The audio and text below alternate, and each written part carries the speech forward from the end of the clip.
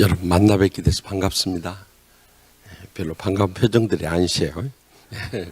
얼마나 피곤하십니까? 월요일에 좀 쉬셔야 되는데 이렇게 또 한국교회정보센터에서 37년째 이 소중한 일을 해오신데 여러분들이 이렇게 와서 은혜 받고 또 새 힘을 얻으니까 우리 형님 목사님이 참 평생을 여기다 다 쏟고 계세요. 저희 신학대학원 다닐 때 늦게 신학을 하셔가지고 우리 1년 선배님으로 지금 현재 우리 대한예수 장로회 총회 총회장이신 류영모 형님이랑 다 같이 그때 공부하셨어요. 그런데 또 한국교회 정보센터를 세워가지고 평생을 거룩한 일을 해오시네요. 그래서 이번에 와서 치유 목회에 대해서 강의하라고 그러셔서 오늘 또 치유상담 대학원대학교 강의 마치고 바로 또 순종하는 마음으로 달려왔습니다. 부족한 종이 1989년 미국 프린스턴 신학대학원으로 유학을 떠났어요.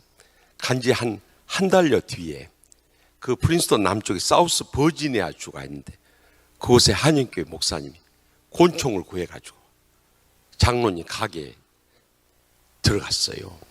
그래서 장로님 마주치자마자 장로님을 향해서 권총을 발사해버렸어요. 장로님 총탄을 맞고 피를 흘리고 쓰러지자 달려 들어가지고 장로님 머리에다 권총을 갖다 대고 확인 사살까지 해버렸어요. 그리고 목사님도 그 자리에서 자살하신 충격적인 사건이 벌어졌습니다. 미국 언론은 대서특필이 됐어요. 나중에 그 사연을 들어보니까 그 목사님이 어디 가실 데가 없는데 그 장로님이 계속 교회에서 나가라고 상처를 준 거예요. 그러니까 목사님이 견디다 못해서 장로님 살해하고 목사님도 자살해버린 거예요. 그래서 제가 어느 교회 부흥회 가든지 이 이야기 들려주면서 목사님 나가라고 하지 마라. 권총 맞고 죽지 않으려면은 목사님 나가지 말라고 하라고 제가 그럽니다. 그런데 그 사건 뒤에 목사님들이 모인 자리에 가봤어요. 근데 선배 목사님들이 이구동성 하는 말이 우리는 그 목사처럼 소리나는 권총을 쏴보지 않았지만 교인들을 향해서 소리나지 않는 권총을 쏴보지 않은 목사가 어디 있겠는가 하는 거예요. 그 말을 들을 때요 저는 처음에는 이해를 못했어요. 그런데 미국에서 박사과정 공부하면서 시카고 한인연합장로교회 담임 목회를 하다 보니까 그때 그 심정이 이해가 되더라고요. 목사님들이 평생토록 목회하면서 얼마나 상처받고 스트레스 받는가 그때 깨달았어요. 그래서 저는 미국에 와서 상담 치유학을 전공하면서 어떻게 하면 이 상한 마음을 치유할 수 있을 것인가 이것을 7년 동안 공부하다 왔습니다. 사실 지금까지 한국 교회가 너무나도 영적으로 은혜 받아라 육적으로 축복받아라 이것만 강조한 거예요. 그러니까 교인들이 은혜도 많이 받고 축복도 많이 누리면서요 장로, 권사, 집사 다 됐어요. 그런데 여러분들 목회해 보시면 다 경험하는 바입니다만은 초신자 때문에 목회하기 힘듭니까? 새신자 때문에 힘들어요? 그놈의 장로, 권사, 집사들 때문에 목회하기가 힘들지 않습니까? 아멘도 안 한 거 보세요. 얼마나 상처가 깊으면 그러겠어요. 그래서 어떻게 하면 이 인간들을 치유하고 회복해서 정말 새로운 변화를 일으킬 것인가. 그래서 이 치유 목회에 대해서 시카고에서 먼저 제가 배운 이론을 토대로 해서 임상 목회 경험을 하면서 체계를 세웠어요. 그리고 제가 한국에 돌아와서 3년 동안 교수 생활을 하다가 목회 현장으로 다시 돌아가서 이 치유하는 교회 옛날에 화곡동 교회입니다. 화곡동 교회 가서 22년째 목회해 오면서 이 치유 목회를 하면서 갑절의 부흥을 일으키고 새 성전을 짓고 행복한 교회를 회복하게 됐습니다. 그러면 이 치유 목회를 어떻게 나갈 것인가 그 텍스트가 되는 말씀이 우리 함께 찾아볼 베드로전서 4장 7절에서 11절 말씀입니다. 우리 다 같이 함께 찾겠습니다. 베드로전서 4장 7절에서 11절 말씀 우리 찾으셨으면 다 함께 한 목소리 읽겠습니다. 베드로전서 4장 7절에서 11절 말씀입니다. 만물의 마지막이 가까이 왔으니 그러므로 너희는 정신을 차리고 근신하여 기도하라. 무엇보다도 뜨겁게 서로 사랑할지니 사랑은 허다한 죄를 덮느니라. 서로 대접하기를 원망 없이 하고 각각 은사를 받은 대로 하나님의 여러 가지 은혜를 맡은 선한 청지같이 서로 봉사하라. 만일 누가 말하려면 하나님의 말씀을 하는 것 같이 하고 누가 봉사하려면 하나님의 공급하시는 힘으로 하는 것 같이 하라. 이는 범사에 예수 그리스도로 말미암아 하나님이 영광을 받으시게 하려 함이니 그에게 영광과 권능이 세세 무궁하도록 있느니라. 아멘. 여기 만물의 마지막이 가까이 왔으니 라고 시작하고 있어요. 이 만물의 마지막이라는 것은 우주적인 종말이 임박했다는 거예요. 요즘 세상 되어진 일들 보십시오. 얼마나 사하고 타락해 버렸습니까? 아무리 보험금에 눈이 어둡다고 남편이 마시는 차나 국에다가 강도 침해해서 살인사고로 세상을 떠나실지, 아니면 주무시다가 뇌졸중이나 심장마비로 세상을 떠날지 우리는 잠깐 후에 삶을 알 수가 없어요. 그러니까 오늘이 마지막 날이듯이 목회해야 할 줄로 믿으시기 바랍니다. 그래서 우리는 종말론적인 신앙을 가지고 이 치유 목회를 해야 한다는 거예요. 그러면 이 치유 목회에 있어서 첫 번째 우리가 기억해야 할 말씀이 본문 7절에 나와요. 다시 한번 다 같이 읽겠습니다. 만물의 마지막에 가까이 왔으니 그러므로 너희는 정신을 차려 근신하여 기도하라. 아멘.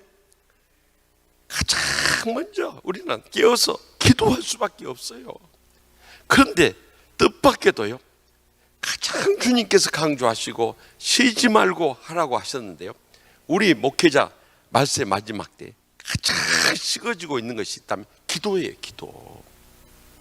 솔직히 1시간 이상씩 기도하신 분들 한번 손들어 보십시오. 매일 1시간 이상씩 기도하시면 한번 겸손하게 손들어 보세요. 네. 한 5분의 1 손들어. 5분의 1 손들어.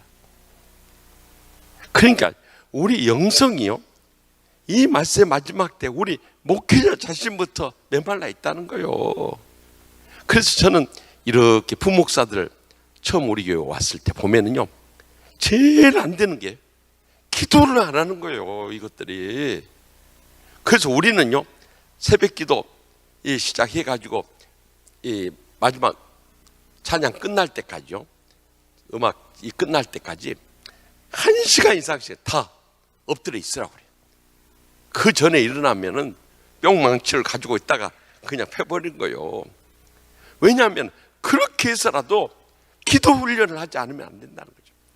어제 우리가 종교개혁주의를 맞이했습니다만 마틴 루터가 그 위대한 종교개혁을 할 때 하루에 2시간씩 기도했다고 했잖아요. 정말 생명의 위협을 느끼고 일이 막 쌓여갈 때는 3시간씩 기도했다고 하지 않습니까? 우리가 종교개혁 안 한다고 그렇게 기도 안 하면 되겠어요? 제가 이렇게 교수하다가 목회해 보니까요, 다른 길이 없어요. 기도줄 붙잡는 것밖에 없더라고요. 사실 우리 하옥동 교회는 정말 우리 통합교단에서 광성교회 다음으로 크게 싸웠던 교회였어요. 강북 제일도 많이 싸웠습니다. 다 깨졌습니다. 저기 저 두레교회도 깨지고 서울교회도 깨지고 다 깨지고 흩어졌어요. 근데 우리 하곡동만 안 흩어지고 갑절로 붕해버렸어. 우리가 덜 싸워서 그런 것이 아니에요. 우리는 그 이상으로 싸운 교회였어요. 제가 처음 이제 22년 전에 부임하니까요, 장로님들 꼭 남북이 대치하듯이 앉아요. 그러더니 꼭 목사 편에 서서 목사님 무슨 말씀하시면은 그저 찬성하고 후원하는 지지그룹이 있고요, 꼭 목사님 무슨 말씀하면 무조건 반대하는 그 청개구리 그룹이 있습니다. 그런데 이 영적으로 들어가서 보면은요, 영적인 그룹과 육적인 그룹인 거예요. 목사파 반대파가 문제가 아니라 얼마나 하나님의 편에 서 있느냐, 이게 중요한데요, 시작하자마자 육적인 그룹에서 큰 소리를 치면서 막 달려들어요. 그래서 장로님들이 열이 받치면 저렇게 큰 소리 칠 수 있는 건 당연한 일 아니냐, 그렇게 처음에 받아들여요. 그랬더니 자기 감정을 못 이기니까 갑자기 세상 방언이 터져버려요. 예? 세상 방언이 잘 모르신 분들은 제가 한번 들려드릴까요? 막 혀가 꼬부라지면서 쌍시옷 바람이 터져나가버려요. 난 장로님들 그렇게 유창하게 세상 방언하는 분들 처음 봤습니다. 저는요, 노량진교회 레민식 목사님 밑에서 목회 훈련, 교육전사부터 부목사까지 6년 동안 훈련 받다가 미국 유학을 갔는데요. 사실 우리 당회가 그렇게 큰 소리 친 적은 있지만 세상 방언 터질 정도 싸우는 그런 적은 없었어요. 그런데 막 욕설이 터져버리니까 저는 42살에 그 교회 가가지고 처음에는 충격을 받았습니다. 세상에 이런 장로들도 있다냐고. 근데 거기서 그친 것이 아니라 감정을 못 이기니까 자리 박차고 일어나서 달려들어서 몸싸움이 벌어지는 거예요. 야, 씨발로만 어디가, 너 거기 있어. 그래, 달려들어 몸싸움을 하는데, 와, 정말 저는 40대고 그분들은 60대인데요. 젊은 목사가 60대 장로인들 막 엉겨 싸우는데 구경만 할 수 없잖아요. 막 달려들어서 뜯어 말렸어요. 근데 여러분들, 남편이나 마누라나 자식들 막 싸우려고 뛰쳐나갈 때 팔다리 붙잡으면 다 뿌리쳐버려요. 어디를 잡아야 되냐면요, 혁뒤를 잡아야 되는, 혁뒤. 힘의 중심이 허리에 있으니까 혁뒤를 막 잡은 거예요. 자꾸 막 끌어낸 거예요. 사실 저는 고등학교 때 유도를 배웠는데요, 지금까지 써먹을 기회가 없었어요. 나 그 교회 가서 처음 써먹은 거예요. 처음. 지금은 웃으면서 이야기하지만 그때는요, 앞이 캄캄한 거예요. 세상에 어떻게 장로들이 이렇게 몸싸움하면서 막 붙어버릴 수 있냐 이거요. 그러니까요, 장로들만 싸운 것이 아니라 그 장로의 그 집사들이네요. 또 채식회 하면요, 꼭 그것을 본받아가지고 또 집사들끼리 붙어버리네요. 그러니 그런 모습을 보면서요, 앞이 캄캄해버리고, 이런 사람들하고 어떻게 평생을 목회하냐 이 말이에요. 그러니까요, 주여 주여 소리밖에 안 나오는 거예요. 주여 주여 소리밖에. 그래서 그때마다 주여 주여, 언제까지 저 싸우는 모습을 보면서 목회해야 됩니까?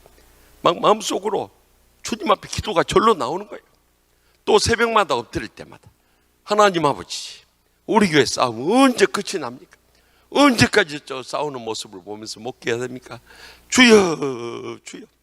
어쩌다가 이 교회 잘못 와가지고 평생 이제는 저 싸움터에서 살아가야 할 텐데 하나님 아버지 어떻게 하면 좋겠습니까? 주여 주여 눈물로 기도하는데요, 그렇게 하기를 1년, 2년, 3년, 4년, 5년, 6년, 7개월 새벽이나 밤이나 막 주님 앞에 주여 주여 하고 부르짖으며 기도하다 보니까요, 하나님께서요, 참다 안 되겠다 생각이 됐던지 진노의 손을 펼쳐서 내리치신대요. 불러갈 사람들 불러가 버려요. 쓰러뜨릴 사람들 쓰러뜨려 버려요. 내쫓을 사람들 내쫓아 버려요. 그래가지고 교회가요, 가평해지는 거예요. 할렐루야. 이거 인간의 힘으로는 안 되겠더라고요. 하나님 아버지 주여 주여 하고 기도해서 안 되면 금식하면서 막 매어달래 부르짖었어요. 그랬더니 하나님께서 역사하시니까요, 결국에는 다 정리를 해주시는 거예요. 그래가지고 제가 그 싸움만 하는 교회가 아니라 고소까지, 또 우리 교회는 고소의 달인들이 있어요. 뭔 고소를 그렇게 많이 했는지, 제가 10년 동안 54건을 고소를 당했어요. 별로 놀라는 표정들도 아니셔요. 여러분들 고소를 안 당해봐서 그래요. 여기서 고소 당해보신 분들은 아이고 54건 많이 겪었다 그럴 것이요. 매주 경찰, 검찰, 법원, 노예재판국, 총리재판국 끌려다녔으니까요. 오직 하면은 지금은 이제 제주 영락교회 담임 간 우리 부목사 심상철 목사가 한 번은 동생들하고 이렇게 다과를 하는데 그래요. 형님이 왜 그렇게 고소를 많이 당한 줄 오늘 그 이유를 알았습니다. 그래요. 그래서 내가 고소를 많이 당해야 할 이유가 뭔가 그랬대. 형님 아까부터 보니까 좋아하는 과자를 꺼내야 되겠습니다. 그래요. 그래서 내가 뭔 과자를 그렇게 좋아하던가 그랬더니 아까부터 보니까 형님이 고소미를 너무 좋아하십니다. 고소미, 나를 고소하는데 그놈들이 고소 안 하겠습니까? 그런 거예요. 나 그날로 그렇게 좋아하는 고소미 끊어버렸습니다. 고소 안 당하려고. 그런데 주의 종의 말은 농담이라도 귀 기울여 드려야겠더라고. 그리고 고소가 뜸해져 버려요. 놀라운 것은요, 에레미야 33장 3절 말씀을 우리 중보 기도회 때 주제 성구로 삼고요, 그냥 교인들 부르짖는 기도 막 훈련을 계속시켜. 새벽이나 심야 때나 또 중보 기도대 모일 때마다 예레미야 3장 3절 너는 내게 부르짖으라. 내가 내게 응답하겠고 내가 알지 못하는 그 은밀한 일을 내게 보이리라. 그저 부르짖는 기도를 시켰어요. 우리는 모든 예배 말씀 끝나고 나면 통성으로 부르짖게 합니다. 왜냐하면 말씀의 은혜 받고 자기가 믿음으로 통에 잡아가고 결단 안 하면요, 그거 다 귀로만 듣고요, 머리만 커져버려요.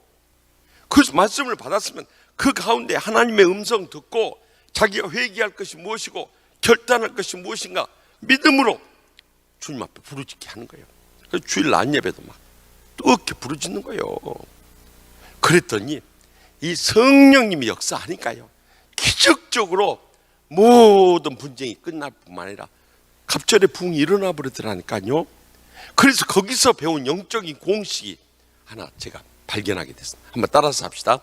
기도에 불을 붙이면 성령의 불이 붙고, 성령의 불을 붙이면 권능의 불이 붙고, 권능의 불을 붙이면 기적의 불이 붙고, 기적의 불을 붙이면 승리의 불이 붙고, 승리의 불을 붙이면 축복의 불이 붙고, 축복의 불을 붙이면 부흥의 불이 붙고, 부흥의 불을 붙이면 영광의 불이 붙는다.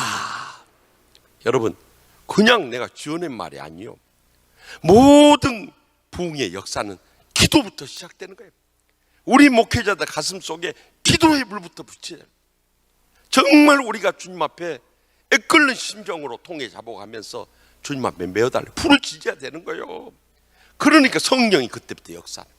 성령은 권능으로 나타나게, 권능이 나타나니까 기적적인 역사들이 막 교회에서 그 전쟁터에서도 막 불빛 나타나는 거예요. 그뿐만 아니라 기적이 나타나니까 우리가 영적인 승리를 하게 되고, 승리하게 되니까 축복을 누리게 되고, 그 축복이 교회의 부흥으로 일어나게 되고, 그 부흥이 하나님의 영광을 크게 드러내게 되더라는 거예요. 여러분, 우리 교회는 이미 깨어지고 부서지고 흩어져도 부족한 판에 어떻게 2,000여 명 모이던 교회가 5,000명 모이는 교회가 되고, 또 새성전 2,500석, 제가 갔더니 구성전이 700석 정도 되더라고요. 이제 수용을 못하는 거예요. 그래서 2,500석 성전 짓고, 또 코로나19 가운데서도 우리는 성전 예배 끝까지 사수한다. 비대면 예배는 이것은 비성경적인 보는 예배지만 하나님 앞에 드려지는 예배는 성전 예배다. 그래가지고 저희는 끝까지 구청에서 오든지 말든지 막. 그랬더니 소문이 나가지고 서울 시내에서 대형 교회 가운데 치유하는 교회가 예배 드린다고 하죠. KBS, MBC, SBS, OBS, YTN, 연합뉴스, 그리고 기독교 방송 CBS, CTS, 또 C채널, 또 그TV 10개 방송에 와서 막 비춰버리네요. 그래야 우리는 돈 안 들이고 PR 해버렸네요. 교회 PR 해버렸어요. 여러분들 그 TV에 나온 거 못 보셨습니까? 치유하는 교회 못 보신 모양이요. 그래서 나는 우리 교인들한테 이렇게 돈 안 들이고 지상파 방송 타죠, 언제 타겠냐. 그래가지고 예배 드렸어요. 첫째 주일에는 19명 드리라고 딱 했을 때 500명 나왔다. 500명 나와서 우리 장로님들이 목사님 안 됩니다, 목사님 돌아가게 해야 됩니다, 막 그런 거예요. 그래서 내가 그랬어요. 주님이 오라고 했는데 어떻게 목사가 가라고 할 수 있겠냐. 주님이 수고하고 무거운 짐자다 다 내게로 오라 했잖냐. 근데 어떻게 어떤 목사가 가라고 할 수 있겠느냐. 나는 가라고 못해요. 가라고 할 수 있는 분은 주님밖에 없어. 그래가지고 우리는 뭐 했어요? 계속. 그러니까 지금까지요, 계속 또 한 2,500명 모아놓으면 또 흩어가지고 500명 떨어졌다 또 모이고, 그래가지고 지난주에도 2,500명 절반 나왔습니다. 그것만 해도 감사해요. 그러니까 우리가 이 코로나19의 환난 가운데서 이겨낼 수 있는 길은 부르짖는 기도밖에 없는 줄 믿으시기 바랍니다. 이 기도의 영성이 회복 안 되면요, 아무리 강단에서 뭐 사랑해라, 용서해라, 화해해라, 치유해라 해도 역사는 안 일어나는 거예요. 왜냐하면 성령님만이 일을 할 수 있기 때문에요. 가장 먼저 기도의 영성부터, 그것도 우리 목사들이나 전도사들이나 사모님들부터 이 기도의 영성을 회복할 수 있길 바랍니다. 그러면 우리는 사탄이 아무리 우리를 쓰러뜨리려 달려들어도 마태복음 26장 41절에 뭐라고 했습니까? 시험에 들지 않게 기도하라 했잖아요. 사탄이 우는 사자같이 삼키려고 달려들어도 한 길로 왔다가 일곱 길로 달아나고 승리하며 영광 돌리게 될 줄 믿으시기 바랍니다. 그래서 기도의 영성을 회복해요. 두 번째는 8절 말씀 다 같이 읽겠습니다. 무엇보다도 뜨겁게 서로 사랑할지 사랑을 허다한 죄를 덮는지라. 두 번째는 사랑의 치유를 해야 돼요. 정말 우리가 목회하다만 속 다 썩어버려요. 저는 이제 미국에 가서 시카고 한인연합장을 처음 담임 목회하면서 목회가 힘들다는 거 그때 처음 알았어요. 저는 한국에 있을 때 노량교회 리민신 목사님인데 그 거목 목사님이 밑에서 있으니까 얼마나 편했겠어요.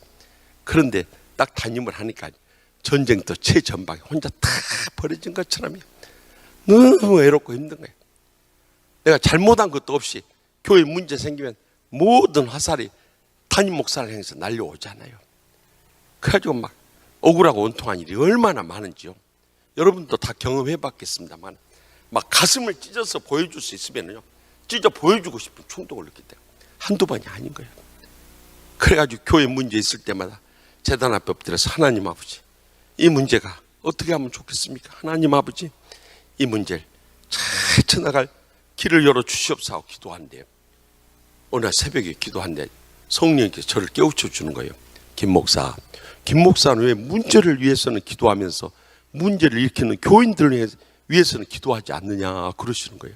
그러면서 마태복음 5장 44절 말씀을 들려주시는 거예요.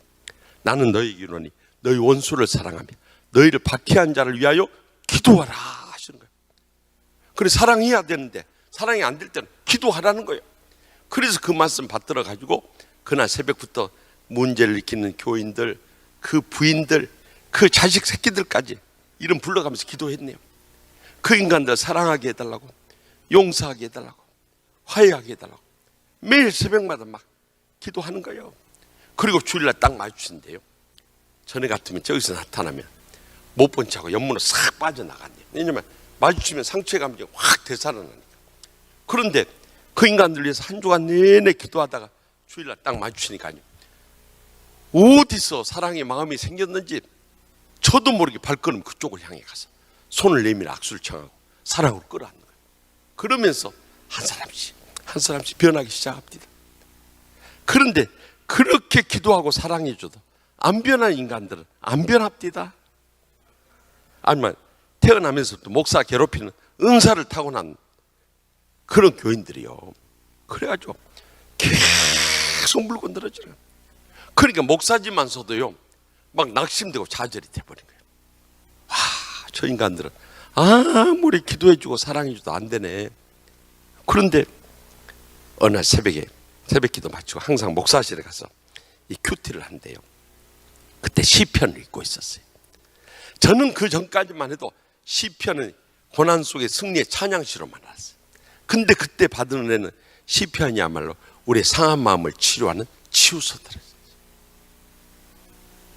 그날 이렇게 이 시편을 읽다 보면은요, 여러분들 막 저 원수를 멸하소서 하면 저도 모르게 아멘 소리가 나와버려요. 왜냐면 제 심정이 거기 다 나와 있으니까. 저도 하여금 눈멀게 하시며 구덩이에 빠뜨리시며 하면 아멘 아멘 소리가 나와버려요. 그런데 그날 새벽이에요. 시편 109편을 읽을 차례였어요. 시편 109편은 다윗이 계속해서 그 원수들을 사랑하지만 계속해서 대적해오는 원수들을 향해서 고백한 시예요. 근데 1절부터 읽는데 4절에 눈길이 머무는 거예요. 거기에 보니까 나는 사랑하나 그들은 나를 대적하니 나는 뭐 할 뿐이라?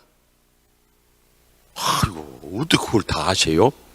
거기에 보니까 다윗이 뭐라고 하면 나는 기도할 뿐이라. 근데 제가 막 기도해도 안 되니까 낙심되어 있었는데 이 다윗의 그 고백을 통해서 그날 새벽에 주님께서 저를 위로하신대요. 아무리 기도해주고 사랑해줘도 안 변하는 그 인간들을 위해서 다윗은 그들이 나를 대적해 온다 할지라도 나는 기도할 뿐이라.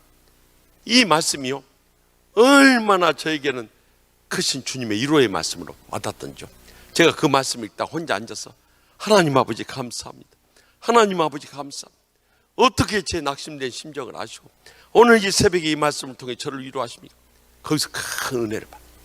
그래가지고 그 다음 날부터 또 가서 힘을 내가지고 막 부르짖기 시작했어요. 그 인간들 위해서 사랑하게 해달라고, 용서하게 해달라고, 화해하게 해달라고 막 기도하는데요, 그렇게 기도하기 1년, 2년, 3년, 4년이 지나.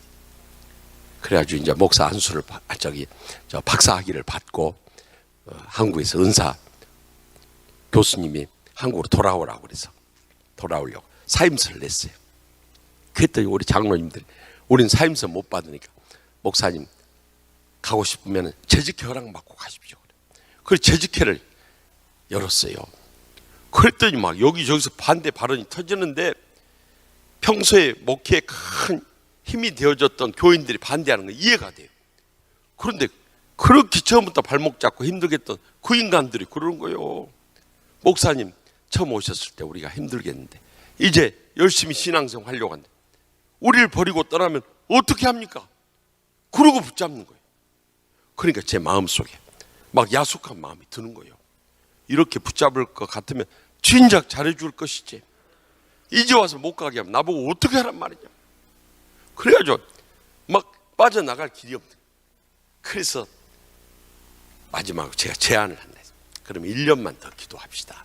그래서 그 사이에 하나님께서 제 마음을 바꾸시면 제가 이곳에 뼈를 묻고요, 계속 저를 한국으로 강권하시면 저를 선교사 파송하는 심정으로라도 보내주십시오 그랬어요. 근데 1년 같이 기도했는데 계속 제 마음 한국으로 달려가는 거예요. 그래서 제가 마지막에는 그 1년 지난 다음에 재직회를 열어가지고 아무래도 한국으로 돌아갈 것 같습니다. 그랬더니 서로 약속한 거 있었기 때문에 다 고개 숙이고 눈물만 흘리다가 재직회를 마쳤어요. 그래서 저는 24년 전에 시카고 한인연합장로 떠나서 한국으로 돌아왔습니다. 지금도 그 시카고 연합장로교회 교인들을 이렇게 새벽에 기도할 때마다 잊혀지지 않는 교인들은요, 그때 큰 힘이 되어졌던 교인들도 잊을 수 없지만요, 그렇게 속을 썩이다가 나중에 오헤오 공항에 나와서 저를 붙잡고 눈물 흘리던 그 교인들도 잊을 수가 없어요. 사실 제가 그들을 위해서 할 수 있는 건 아무것도 없었어요. 단 한 가지, 매일 새벽마다 이 기도만은 빠뜨리지 않았어요. 하나님 아버지, 내 감정으로는 도저히 저 인간들 사랑할 수도 없고 용서할 수도 없고 화해할 수도 없습니다. 그러니까 하나님 아버지께서 사랑을 부어주셔서 주님의 사랑으로 저 원수 같은 인간들 끝까지 사랑하며 섬기게 하여 주시옵소서. 이 기도는요 하루도 빠짐없이 했어요. 그런데 그렇게 매일 기도하는 사이에 주님이 제 마음을 사랑으로 치유해 주셨고요, 또 그들도 치유해서 변화되어 있었던 거예요. 저는 그때 깨달은 거예요. 왜 기도하라고 명령하시고 그 다음에 사랑하라고 하셨는가. 기도하지 않는 사람은요, 자기 마음에 들고 자기 말 잘 듣고 자기한테 잘해준 사람만 사랑합니다. 근데 기도한 사람은요, 아무리 내 가슴에 못질을 하고 피눈물 흘리게 하고 일생 목회의 발목을 잡아도 하나님 아버지, 내가 저 인간들을 사랑해 주지 않으면 누가 사랑해 주겠습니까? 내가 저 인간들 용서하지 않으면 어디 가서 용서 받겠습니까? 제가 저 인간들 끝까지 섬기지 않으면 누가 저 인간들을 섬겨줄 수 있겠습니까? 하나님 앞에 기도하는 가운데 하나님의 사랑이 부어지니까요, 그 인간들 불쌍히 여기고 사랑으로 섬기면서 변화시켜 나가게 되더라 이거예요. 그러면서 한 사람 한 사람 아무리 강팍하고 완악한 심령도 변화되더라 이거예요. 특별히 우리 목사님들에게 제가 권하고 싶은 것은 상담 치유적인 관점에서 볼 때 우리가 지금까지 왜 변화가 안 일어났냐면요, 이 말씀의 치유 설교를 안 하기 때문에. 그러니까 교리적인 설교, 율법적인 설교, 지식적인 설교를 주로 하니까 그래요. 그럼 치유적인 설교는 어떤 것이냐? 로마서 12장 15절에 즐거워하는 자들과 함께 즐거워하고 우는 자들과 함께 울라 그래요. 거기서 치유의 두 가지 자원을 말씀하세요. 치유의 두 가지 자원은 웃음과 눈물입니다. 그러면 웃음과 눈물이 무슨 치유의 역사를 일으키냐 이렇게 생각하실지 모르겠습니다만, 웃음을 통해서 닫혔던 마음을 탁 열어주는 거예요. 눈물을 통해서 그 쌓였던 감정을 싹 씻어주는 카타르시스 효과가 있는 거예요. 그래서 우리 목사님들한테 꼭 권하고 싶은 것은, 설교를 세 대지로 나누면 매 대지마다 웃음의 유머를 하나씩 꼭 넣으면 좋아요. 그래서 관심이 흐려질 만할 때 유머를 통해서 관심을 싹 끌면서 마음을 자꾸 터치해 주면서 열어주는 거예요. 그러다가 설교 마지막에 가서 눈물의 감동적인 예화를 해주는 거예요. 정 다른 사람 감정 못 찾으면 내가 지금까지 지내온 삶 가운데서 인생 역정에서라든가 또한 목회의 지금까지 살아온 이 과정에 있어서 그 설교 내용과 연관되는 눈물 나는 이야기를 하는 거예요. 그때 목사님들이 강단에서 울면서 눈물로 말씀하는데 안 울겠습니까? 처음에는 안 울고 버틸지 모르지만 매 주일마다 눈물로 호소해 보세요. 그러면 언제부터인가 그 인간들이 눈을 천정을 향해서 뜨기 시작할 겁니다. 눈물 참으려고. 근데 눈물이 또르르하고 옆으로 굴러내리니까 탁 슬쩍슬쩍 훔치는 모습이 보여요. 나중에는 더 이상 눈물을 참을 수 없으니까 수건을 갖다 대고 눈물을 닦는 모습을 목격하게 될 것입니다. 이때 치유가 일어나는 거예요. 그래서 여러분들에게 참고로 이 치유 설교에 대한 것, 제가 우리 권태진 목사님도 책을 와서 보니까 많이 쓰셨습니다마는, 제가 지금까지 한국에 와서 우리 치유하는 교회, 이름도 이제 바뀌었어요. 우리가 새성전 들어가면서 치유하는 교회 와서 22년 동안 설교한 내용을 상한 시리즈로 해서 상한 마음의 치유, 상한 가정의 치유, 상한 교회의 치유, 상한 세상의 치유, 이 상한 시리즈 설교가 있고요. 이 사복음서 예수님의 치유를 역사 연대수로 해가지고 예수님이 치유하십니다. 이것이 5권이 나와 있어요. 사복음서를 역사 순서대로 치유의 메시지로 접근한 거예요.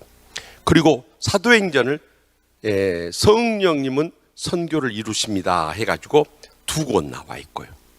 그리고 지금 이제 창세기로부터 구약 성경을 준 하나님은 역사하십니다. 그래서 지난주까지 2권 나왔어요. 창세기 출애굽기까지 나왔어요. 이제 레위기 민수기 이제 인쇄 들어갑니다마는 계속 시리즈로 지금 저희 교회에서는 사무엘상 하고 있어요. 사무엘상까지 지금 계속 나가고 있습니다.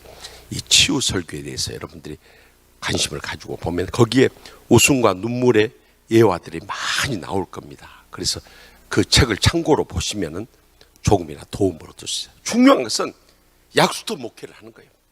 여러분들 약수터에 가면 물은 한 방울씩 떨어지는데 바위는 움푹 패 있어요. 여러분, 물방울이 무슨 위력이 있습니까? 그런데 몇십 년, 몇백 년 떨어지는 가운데 바위를 패버려요. 그래서 계속해서 그 심령을 파고드는 거예요.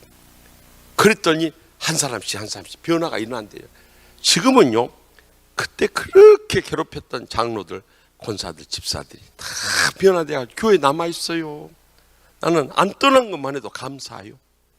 왜냐하면 자기들이 나 쫓아내려고 그렇게 고소를 했던 인간들이 아니 지금 변화돼가지고 그 교회 나온 것만 해도 얼마나 감사해요. 그런데 그분들이 또 명절에 선물까지 보내버려요. 그러니까 난 선물 받을 때마다 여보, 살다 보니까 이런 날도 오요. 응? 얼마나 감사해요. 이 장로님, 권사님, 집사님들이 세상에 선물까지 이렇게 보낼 정도니 얼마나 감사. 우리가 고생한 보람이 있어. 저희 집사람하고 그런 이야기 많이 해요. 그래서 우리는 이 사랑의 치유를 약수터 목회를 통해서 계속 매 주일이요, 주일날 다 나오지 않습니다. 낮 예배 때. 그때가 정말 우리가 집단 치료를 할 수 있는 절호의 기회예요. 계속 치유해 나가는 거예요. 그러면 언젠가는 치유되고 변화되어 있는 그들의 모습에 감사하고 감격할 날이 꼭 다가오게 될 줄 믿습니다. 마지막으로 우리 9절에서 10절 말씀 다 같이 읽겠습니다. 서로 대접하기를 원망 없이 하고 각각 은사를 받은 대로 하나님의 여러 가지 은혜를 맡은 선한 청지같이 서로 봉사하라. 이제 마지막으로 우리 목회자들이 할 것은 선한 청지같이 봉사하며 살아야 돼요. 대부분의 목회자들이 무너진 이유는 우리 신학생 때 많이 배웠지 않습니까? 돈하고 명예하고 이성주의하라고 그러잖아요. 그러니까 세 가지 중에 하나는 다 걸려버려요. 우리가 어떤 사람 돈을 너무 좋아해버려요. 그래 돈 때문에 이 교회에서 쫓겨난 목사들은 얼마나 많아요. 또 어떤 사람 명예를 너무 좋아해요. 목회 안 하고 정치하다가 교회 무너진 그런 목회가 얼마나 많아요. 또 아니면 이성에 빠져가지고 결국 스캔들 나가지고 쫓겨나는 목사들도 얼마나 많냐 이 말이에요.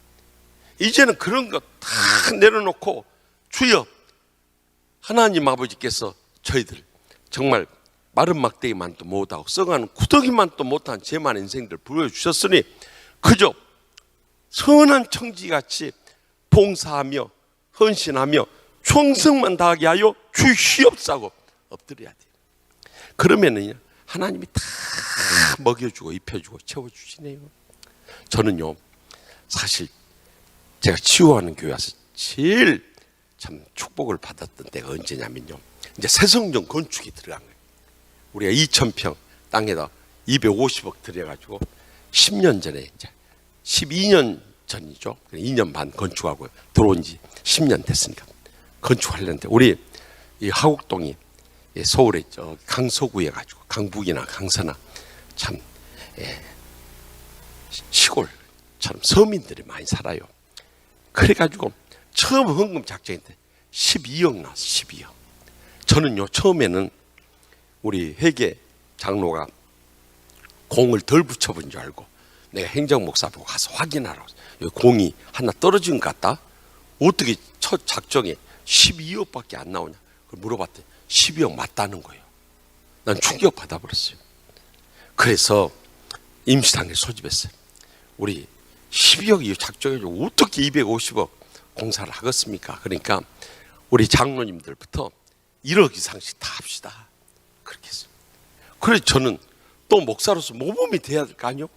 그래서 가진 건 없지만 3억 작정을 하고 이제 돈을 모아둔 것이 없으니까 그래 사례도 우리 회계 집사한테 그거 다 넣으라고, 그리고 집회 가서 벌어온 것도 다 집어넣고 또 강의한 것도 다 집어넣고 하여튼 우리 세 식구 살아가는데 150만 원만 빼고 나머지 다 집어넣었어요. 그랬더니 회계 집사가 겁이 난 거예요. 그래가지고 사무장 장로한테 보고를 한 거예요. 목사님이 사례를 전부 다 집어넣으라고 하는데 목사님 어떻게 살지 모르겠어요. 우리 사무장 장로가 또 걱정이 된 거예요. 그래야 장로에 선임 장로한테 보고를 한 거예요. 그 선임 장로가 또 염려가 돼가지고 이 장로회를 소집했어요. 목사님이 전부 사례를 다 넣으라고 하는데 어떻게 할지 모르겠다고 걱정된다고. 근데 그 소문이요 일파만파 교회에 퍼져버리더라고요. 목사님 사례 다 내놓고 있다. 그것이 동기가 돼버리더라. 동기. 그러면서 교인들이 움직이기 시작합니다. 그러니까 결국 목사의 모범이 양떼들을 모든 삶을 좌우해버려요. 요즘 교인들이요 우리 목회자들 귀신같이 알아버려요. 귀신같이. 내가 언젠가 우리 교인들 너무 귀신같이 잘 알아본다 했더니 어떤 교인이 저한테 항의해요. 목사님 뭔 말씀하셔도 그렇게 하십니까? 우리 보고 귀신 같다고 그렇게 말하지만 성령님 같다고 그래야지. 들어보니까 그 말은 맞대요. 성령님 같이 잘 알아버려요. 그래가지고 그때부터 우리 교인들의 사랑의 봉투가 답지하기 시작하는데요. 예배 끝나고 가면서 봉투를 끼워주는 거예요. 목사님 요즘에 어떻게 먹고 살아요? 사모님이랑 안나랑 식사라도 한번 하세요 하면서 봉투 주고, 또 이렇게 신방 갔다가 집에 돌아오면 그 아파트 문고리에다 문 시장을 봐와 가지고 와서 쌀도 사놓은 사람이 있고 라면도, 난 라면 종류가 그렇게 많은 줄 그때 처음 알았어요. 각가지 종류의 라면도 사다 놓고 또 시장도 받아 놓고 그러더랍니다. 심지어는요 제가 승용차 처음 왔을 때 그랜저 승용차 사주길래 그것도 바자회 때 내놔버렸어요. 왜냐하면 우리 교육 목사가 타다가 한 스펙트라라고는 소형 중고 승용차가 있길래 그거 타고 다니겠다고 그러고 그랜저도 내놔버렸어요. 그랬더니 그것을 그냥 그 중고 소형이지만 얼마나 이 배기가스 배출하는 소리가 크게 나더니 한 번씩 지나갈 때마다 그냥 툭툭툭툭툭툭툭 하고 다니는 거예요. 그러니까 교인들 막 거의 홍보 효과를 주는 거예요. 목사님이 소형 승용차 툭툭툭툭툭툭 타고 다녀버리니까 막 지나갈 때마다 교인들의 마음을 뒤흔들어 버린 거야. 얘들은 헌금 안 하고 뭐 하고 있느냐 툭툭툭툭툭 하고 다녀버려. 그래가지고 막 교인들이 그때부터 정신 차리고 헌금을 시작했다. 그때 깨달았어. 그때 주의 종 한 사람이 하나님의 미랄이 되니까 많은 열매를 맺는 거예요. 근데 하나님이 어떻게 갚아주는 줄 아세요? 우리 부목사들하고요 한 달 전에 승용차 이야기를 했어요. 그래서 점심 식사 하면서 뭔 승용차 자기들은 타보고 싶다고 막 이야기하길래 나는 그랜저나 벤츠 같은 거 벤츠나 BMW 같은 것은 어떻게 우리 목사들이 타고 다니겠는가.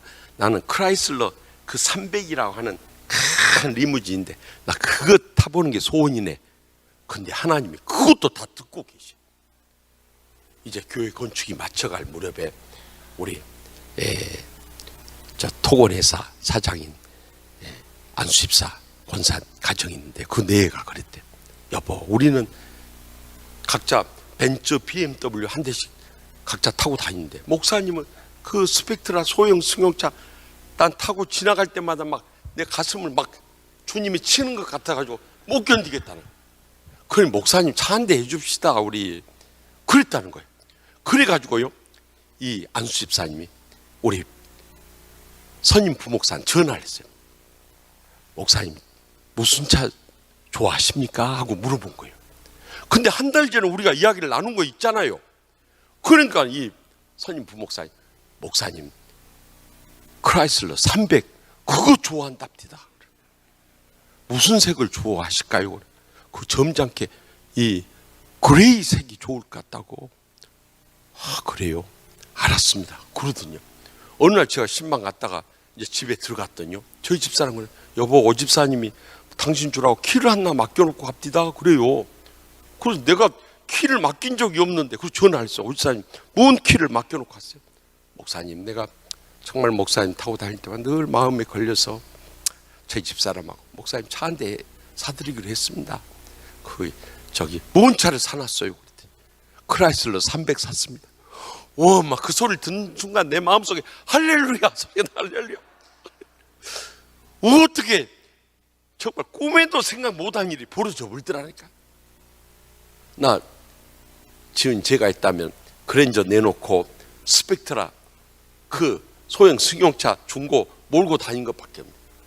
하나님이 그렇게 응답해버리더라고요. 그래 저희가 8층 아파트에 사는데 엘리베이터 기다릴 시간이 아까워가지고 막 뛰어내려왔어요. 그래 뿅뿅 찍어봤더니 저기서 실버 그레이 그 크라이슬러 300 승용차가 눈앞에서 반짝반짝한데요. 막 붙잡고 오메 좋은 거 어떻게 이런 좋은 차가 있다. 정말 돌이켜보니까요 내가 하나님 앞에 바치고 나누고 베풀고 섬겼더니 하나님께서 천배나 만배나 부어주시더라 이거요. 그러니까 우리 목사들이 얼마나 선한 청지자지 봉사하는 믿음으로 드려지느냐 이게 중요한 거예요. 사실 제가 이 믿음을 갖게 된 것은 저희 부모님의 영향을 많이 받았어요. 우리 아버지 어머니는 장로님 권사님이셨습니다. 참 지방 노회장까지 하셨는데요 군에서 제일 가는 부자였어요. 약방을 크게 했어요. 근데 우리 아버지 어머니가 정말 주님도 잘 섬기고요 주의 종도 잘 섬기더라고요. 하여튼 약방이 커가지고 서울에 있는 제약회사나 도매회사였어요. 그때는요 50년 전만 초등학교 다닐 때 꼭 먹을 것이 많이 들어왔습니다. 바나나, 파인애플, 오렌지, 미제과자, 중국빵, 일본 모나카 막 이런 맛있는 것이 많이 선물로 들어왔어요. 그러면 저희는 이제 어린 마음에 오늘 저녁에는 맛있는 거 먹겠다고 기다리고 있으면 우리 어머니가 해질무렵에 그날 들어온 선물들 다 정리해가지고 꼭 값비싸고 진귀한 것은요, 맛있는 거 우리 안 줬습니다. 딱 싸가지고 의시가 목사님 때 갖다 드려라 그런 거예요. 그럼 나는 우리 어머니한테 정말 항의 많이 했어요. 왜요? 엄마는 맛있는 거 자식들 줄 생각 않고 목사님한테만 다 갖다 바치라고. 주의 종이 귀한 거 드셔야 된다. 그러니까 제가 그 선물 신부는 다니면서 정말 나는 그때 목사가 제일 싫은 거예요. 얘는 맛있는 거 다 뺏어 먹으니까. 그렇다고 내가 다 전해줬겠어요? 많이 띄어먹기도 많이 띄어먹었어요. 지금에 와서 고백합니다만. 근데 참 우리 부모님이요, 주의 종 잘 섬기죠. 어려운 교인들 잘 돕죠. 다 그러더라고요. 평생을 그렇게 섬기더라고요. 그러니까 우리 오남매가 복을 받아버려요. 오남매가 다 의사, 약사, 한의사, 간호사, 목사 돼버렸으니까 얼마나 복을 받아버렸어. 그런데 이제 제가 하옥동교회 가면서 우리 부모님 보고 이제 은퇴도 하셨으니까 약방 그만하시고 나랑 서울 가서 신앙생활 하면서 남은 여생을 보냅시다 하고 모시고 왔어요. 모시고 와서 제가 한 10여 년씩 이렇게 모시다가 우리 아버지 어머니 다 세상 떠났는데요, 제가 우리 아버지 떠나고 나서 참 우리 아버지를 더 존경하게 됐습니다. 시신은 이미 세브란스 병원에 두 분 다 기증해버렸다. 이틀째 되니까 세브란스 병원에서 시신을 모시고 가버리더라고요. 그리고 장례 다 치르고 나서 이제 아버지 그 조의금 들어온 걸 내가 다 정리해가지고 어머니 계좌로 오픈해서 이제 이체해 주려고 아버지 통장을 가서 보니까 2천여만 원 남아있는 거예요. 저는요, 적어도 몇 억 정도는 있을 줄 알았어요. 없는 거예요. 그래서 나는 나 모르게 형제들 다 나눠줘 버렸는가 이런 의혹까지 가졌어요. 그래서 어머니 통장 이체해 준 다음에 어머니한테 여쭤봤어요. 그랬더니 우리 어머니가 이런 말씀 하시는 거예요. 이제 서울로 이사 오기 전날 다 정리하고 그 다음날 떠나오는데 우리 아버지가 우리 어머니한테 그러더래. 여보, 우리가 50여 년 전에 여기 와가지고 부모님 평생 잘 모시고 7남매 동생들 다 예수 믿게 해가지고 장로 권사 되고 또 의사, 약사, 간호사, 교수 만들고 또 우리 5남매 자식들도 다 잘 됐는데 우리가 여기서 더 건져갈 게 뭐가 있겠어. 그러니까 이거 하나님 앞에 정말 평생을 감사한 뜻으로 마지막 우리가 평생을 몸담았던 교회다 바치고 갑시다 그러더라는 거예요. 우리 어머니는 솔직히 좀 욕심이 있었대. 가서 남은 여생이 좀 마음껏 쓰면서 좀 살았으면 하는 기대가 있었는데 우리 아버지가 그렇게 말씀하시니까 당신이 고생해서 벌었는데 당신 뜻대로 하시오 그랬다는 거예요. 그때 떠나오는 날 새벽 제단에 가서 그 통장이랑 인감이랑 비밀번호랑 다 적어갖고 바치고 그러고 올라와버렸어요. 그러니까 우리 5남매 자식들한테는 사실 우리 부모님이 한 푼도 유산 남겨준 게 없어요. 우리 대학 졸업할 때까지 가르쳐준 것 뿐이고 저는 더더욱 주의 종으로 이렇게 대학교 1학년 말에 죽을 병에 걸려가지고 하나님의 은혜로 기적적으로 살아나서 제가 대학 졸업하고 이제 결혼하면서 우리 부모님의 독립선을 해버렸어요. 그래서 저는 사실 정말 지난 40년 동안 진 빠지게 고생했습니다. 사실 제가 저희 부모님 밑에 살았을 때는 군에서 제일 가는 부잣집 아들로 살다가 주의 종으로 선포하고 나서 정말 핏물 나는 고생을 했습니다. 근데 그것이 내 자신의 목에 큰 미끄럼이 됐어요. 제가 부잣집 아들로만 평생 살아버렸으면 우리 교인들 가난하고 병들고 어려운 교인들 이해 못했을 거예요. 근데 내가 고생을 해보니까 그들의 아픔이 느껴지는 거예요. 그들 위해서 기도하는데 눈물이 나오는 거예요. 왜냐하면 나도 정말 힘들었던 시절이 있었으니까. 그런데 우리 부모님이 그렇게 평생 사시다가 가시더란 말이에요. 그래서 우리 자식들한테는 아무런 물질도 안 남겨줬지만 가장 소중한 것을 남겨줬어요. 그 신앙의 유산이. 그 말씀이 바로 오늘 본문 말씀이에요. 평생 우리 부모님은요 정말 기도 많이 하는 장로님, 권사님이셨어요. 그리고 교회가 분란이 일어나면 항상 목사님 편에 서서 우리가 목사님을 중심으로 뭉쳐야 한다고 교회의 사랑의 화평을 강조하셨어요. 그리고 마지막 선한 청지같이 시신도 바쳐버리고 물질도 다 바쳐버리고 그러고 가시더라 이거예요. 그러니까 우리 부모님이 저희한테 남겨준 물질은 아무것도 없지만 가장 소중한 신앙의 유산을 남겨주셨어요. 그래서 저는 이 말씀 읽을 때마다요, 우리 아버지 어머니 생각이 그렇게 나는 거예요. 그래서 눈물이 그렇게 나는 거예요. 우리 아버지 어머니가 이렇게 사셨는데 나도 그렇게 살다가 천국 가서 만나 뵈야 되지 않겠는가, 그 생각을 하니까 정신이 퍼뜩퍼뜩 드는 거예요. 깨어 기도하지 않으려고 하다가도, 또 원수 같은 교인들 만났다가도, 또 내 것 좀 챙기고 싶은 생각이 들다가도 우리 아버지 어머니는 이 말씀대로 사셨는데 나도 그 뒤를 따라야겠지 않겠나. 사랑하는 우리 목사님들, 전도사님들, 사모님들, 우리가 함께 십자가의 길을 갑니다. 뭐 큰 교회 목사라고 해서 하루 4끼니 먹고 5끼니 먹는 것도 아니고 팬티 2벌 3벌 입는 것도 아니고 뭐 다를 거 아무것도 없어요. 가지 많은 나무 바람 잘 날 없다고 다 힘들고 어려울 때가 많아요. 그렇지만 우리가 함께 이 십자가의 길을 가는데 정말 우리 양떼들도 이 코로나19로 인해서 IMF 때보다 더 어려운 때를 살고 있지 않습니까?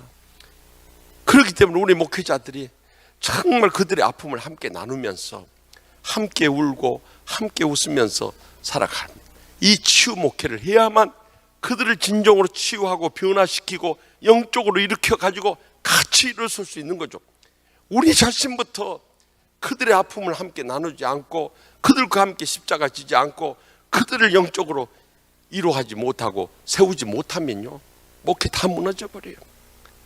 그러나 우리가 하나의 미랄이 돼서 내가 죽어짐으로 인해서 정말 우리 양떼들 살리고 하나님의 교회를 살리고 하나님의 나라를 위해서 쓰임받을 수 있다는 이 믿음의 결단만 하면은요, 저는 거기서부터 하나님의 교회는 아무리 코로나19 어려운 때도 새롭게 일어서게 될 줄 믿으시기 바랍니다.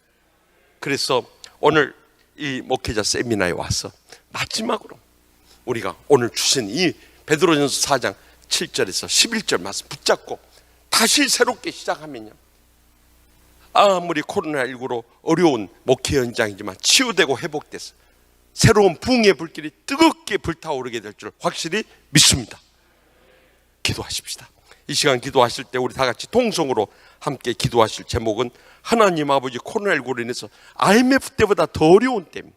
우리가 저들을 치유하지 않으면 저들이 회복될 수 있는 길이 없사오니 주여, 우리가 함께 이제는 깨어서 기도하게 하여 주시고 원수라도 뜨겁게 사랑하게 하시고 선한 청지같이 봉사하면서 이 종말론적 치유 목회를 이루게 될 때 우리를 통해서 놀라운 치유와 회복과 부흥의 역사가 섬기는 교회마다 뜨겁게 일어날 수 있게 해달라고, 또 특별히 이 거룩한 일을 위해서 일평생 수고하신 우리 한국교회 정보센터 김항한 목사님 비롯한 스태프들과 이 거룩한 일이 계속해서 주님 오실 때까지 뜨겁게 한국교회 부흥을 위해서 귀하게 쓰임받으며 영광 돌리게 해달라고, 우리 다 같이 주여 세 번의 땀 통성으로 뜨겁게 부르짖고 하나님의 기적적 응답을 체험하고 돌아갈 수 있게 바랍니다. 주여, 주여, 주여. 내 알라스나 주를 간절합니다. 아버지 주께서 함께 계시옵소서. 주여, 지금까지 살려주시고 약속하시고 영광을 주시고 감사합니다. 아버지, 저희들 주 앞에 간절히 부르짖사오니 먼저 저희가 통해 잡아가며 새롭게 변화할 수 있도록 성령이 흘러 역사하시길 간절히 모든 제약적 육신적 세상적 인간적인 것 다 불태워지게 하여 주시고 오직 주님이 살아 역사하심으로 인해서 새롭게 변화시켜 주시고 치유하여 주시고 회복시켜 주시옵소서. 주여, 무엇보다도 우리가 사분항상 깨어서 기도부에 불을 붙이게 하여 주시옵소서. 원수나 뜨겁게 사랑하게 해주시옵소서. 선한 정전제 봉사하며 살게 하여 주시옵소서. 그래서 저희들 10년부터 새롭게 회복되고 치유됨으로 인해서 저희 가정도 조카 같이 행복하게 하여 주시옵소서. 하나님의 기도 은혜롭게 부하게 하여 주시옵소서. 마지막 때의 이적을 보고만 민족을 원해 열방성에 저를 귀하게 써주시고 기뻐 받아 주시옵소서. 아버지의 간절히 주여 한국교회 정보센터 세우셔서 지금까지 37년 동안 이 거룩한 일을 해오시는 감사합니다. 아버지 목회자들을 이루하고 세우시며 또한 하나님의 교회를 세우시고 주여 한국교회를 일으켜서 열방성면에 귀하게 쓰임받게 우리의 기만한 수교사님을 주여 붙잡아 주시고 또 네번 영간에 강건하게 붙잡아 주시옵소서. 아버지의 이 모든 일을 이루는데 부족함이 없도록 물질로도 축복 내려 주시옵소서. 아버지 계속 써주시고 귀하게 영광도 주시옵소서. 주님만 믿고 의지합니다. 통해 잡아주시면 엎드려서 아버지의 죄를 새롭게 해주시고 귀하게 예뻐받아 주실 간절히 강건해 주여 기도하니 주여 이번 일정에서 아버지 얼로 영광도 주시옵소서. 저희가 하는 은혜와 축복과 행복의 감격이 채워 넘치게 해주실 줄 믿습니다. 아버지 주님만 믿습니다. 주여 여기 참석하신 모든 목회자들 가정들 또한 온라인으로 지정하는 모든 가정들이 이리까지 성령의 불로 응답하여 주시고 치가시가 보시고 함께 하여 주실 줄 믿습니다. 아버지의 죄를 기뻐받아 주시옵소서.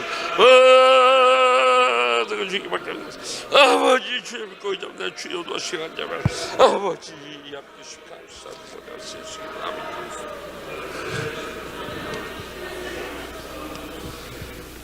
은혜 한량없인 하나님 아버지, 저희들이 무엇이 가운데 죄 쪽으로 불러주시고 지금까지 살려주시고 건강 지켜주시고 모든 삶의 피로 채우시고 목양할 수 있는 교회 허락해 주심을 진심으로 감사하옵나이다. 그러나 저희들이 영적으로 침체되고 타락하고 병들어 감으로 인해서 한국교회가 큰 코로나19의 시험 가운데 빠져 있습니다. 주여 저희를 불쌍히 여시고 용서하여 주시옵소서. 이제라도 새롭게 종말론적인 치유 목회에 불을 붙이기 원합나니 먼저 깨어서 기도하게 하여 주시옵소서. 원수라도 뜨겁게 사랑하게 하여 주시옵소서. 선한 정의할 때 봉사하며 충성 다하게 하여 주시옵소서. 그래서 저희들의 심령부터 성령 충만을 회복시켜 주시옵소서. 가정마다 천같이 행복한 가정을 회복시켜 주시옵소서. 교회마다 이 환난 가운데서도 뜨겁게 부응할 수 있도록 성령님의 불로 응답하여 주시옵소서. 이 거룩한 일을 지난 30절 동안 이루어진 한국교회 정보센터 김한환 목사님 네 분을 기억하여 주시고 남은 여생도 강건하게 붙잡아 주시고 장수의 복으로 함께하여 주시옵소서. 이를 계속해 나갈 수 있도록 물질로도 축복 내려 주시옵소서. 그리함으로 한국교회를 살리게 하여 주시고 또한 민족을 구원케 하여 주시며 열방을 선교한 데 귀하게 쓰시고 기뻐 받아 주시옵소서. 오늘 세미나를 통해서 배우고 익힌 것들 이제는 우리의 삶의 현장으로 적용하러 떠나갑니다. 아버지여 그 현장들마다 성령의 불로 응답하여 주시고 역사하여 주시며 영광으로 쉴 줄 믿사옵고 예수님의 이름으로 간절히 축복하며 기도합나이다. 아멘.